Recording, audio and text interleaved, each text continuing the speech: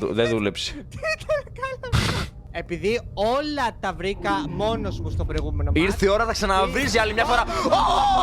Όχι, όχι, όχι, όχι, όχι, όχι, όχι, όχι. Παίρνω το μοτόρ και φεύγω. Δεν λέει να έρθει μέχρι εδώ πέρα μέσα. Εντάξει, την γλίτωσα. Το σχέδιο της ώρας είναι να μπω από εδώ πέρα μέσα χωρίς να με πιάσει. Αυτό εδώ πέρα. Το τερατούργιο. Πάρα λίγο να με ακουμπήσει. Έλα από εδώ πέρα. Έλα, ναι, ναι, ναι. Πού είσαι, πού είναι, χάθηκε. Είναι παγίδα, έτσι με περιμένει. Αν πω εδώ, πού είσαι, πού είσαι. Νάτος, εμφανίστηκε από εκεί πέρα. Ωραία, οπότε.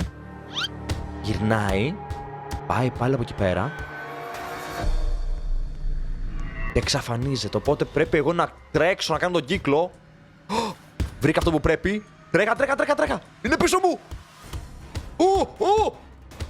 Το πήρα. Πήρα 2 τενεκεδάκια μπενζίνης. Και τώρα πρέπει απλά να αποδράσω από εδώ πέρα μέσα. Όχι.